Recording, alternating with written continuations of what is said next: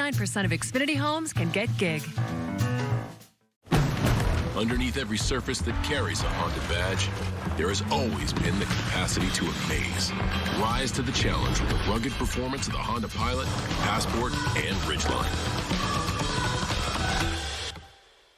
I wonder who thought of the idea to come up with Oreo in an espresso shake, to mix espresso and a shake. And the ice cream. You sprinkle some Oreo on top of that, just really gives it that razzmatazz. Espresso shake. That's good razzmatazz. It's good razzmatazz. It's great.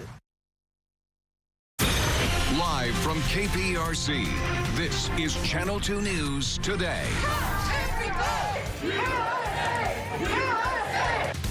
Well, demonstrations across the country continue to grow as election officials in several states face pressure to finish counting the votes of the presidential election. And this morning, 3 states are facing lawsuits. Breaking news out of Harris County, a child shot while sleeping. He's now recovering as police search for the shooter. We're live from the scene with updates on that investigation. Another grim milestone for the United States when it comes to COVID-19 cases, what doctors say they're seeing in some patients as the country breaks another record. Good morning. It's 5 o'clock now. I'm Owen Conflenti. And I'm Lisa Hernandez. Navid is tracking the traffic, but first let's talk about these temps. Get over to Britta. A little warmer than yesterday, but we'll still take it. Yeah, and it's still cool and comfortable, so sounds good to me. This is a live look from our tower camera. Not looking bad along the Southwest Freeway, but temperatures in Fort Bend County this morning 20 degrees warmer than this time yesterday. Currently in Sugar Land, you're at 66 degrees. Low 60s here in Houston, still getting down to the mid 50s in Conroe, and 71 degrees currently in Galveston.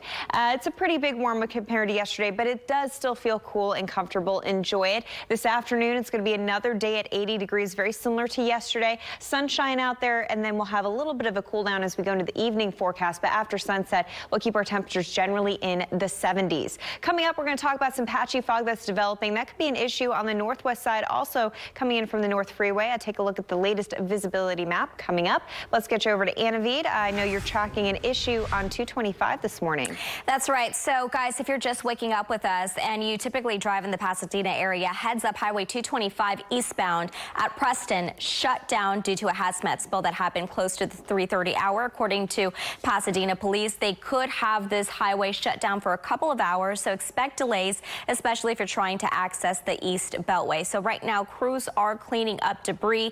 In the meantime, go ahead and consider Red Bluff, again, if you're trying to access the East Beltway. Otherwise, the rest of your Houston roadways look really nice this morning. No other major slowdowns. Owen and Lisa. Navid, thank you. It's 5:02 here. The race for the White House stretches on as several states continue counting votes from Tuesday's election.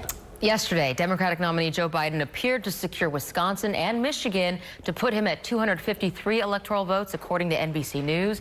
President Trump has 214. 270 is the number needed to win the presidency. Overnight, demonstrators across the nation headed to polling locations demanding one of two things, to stop counting ballots or keep counting them depending on which candidate was supported. NBC's Tracy Potts reports on the pressure election officials are facing. Lisa and Owen, good morning. Good morning, everyone. Here in Wilmington, the Biden team says they are ready to meet any legal challenge over the vote count. And there have already been several by the Trump team in courts and in the court of public opinion. Protecting the vote. Where are the votes? Where are the votes? Near Phoenix, dozens of Trump supporters gather at the elections building, some trying to get inside. Security had to escort workers away.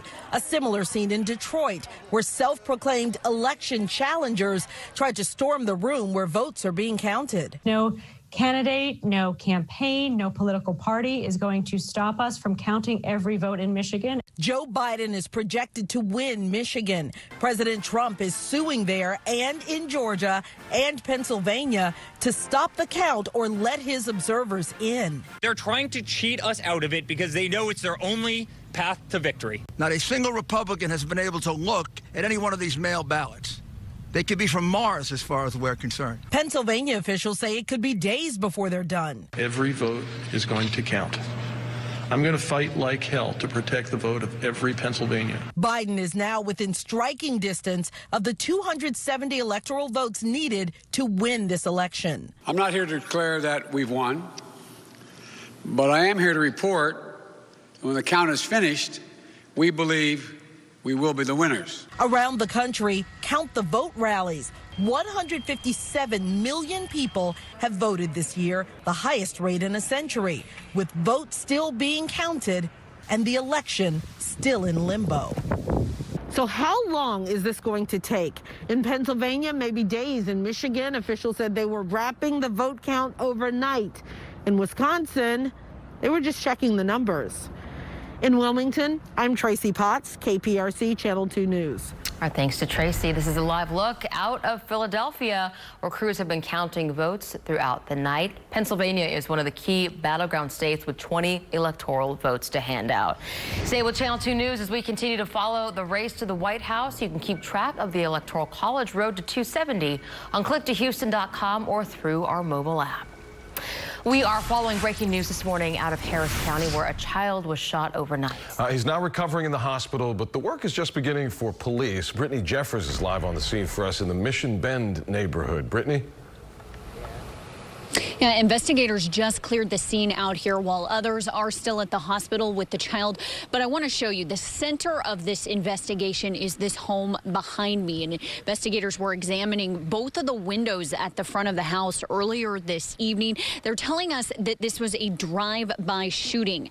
A deputy with the Harris County Sheriff's Office says that a 12-year-old boy was sleeping in his bed when he was struck by a bullet in the buttocks around 1:15 this morning. During the drive-by, he was laying in his bed, got up, went to his family, immediately called 911, and it was shortly transported to the hospital in stable condition. So at this point, deputies say no other homes in the area were hit by bullets. And at this point, investigators haven't identified a suspect or a motive in this case. So a lot of investigating work that will still be done on this case. Reporting live, I'm Brittany Jeffers, KPRC Channel 2 News. Brittany, thank you.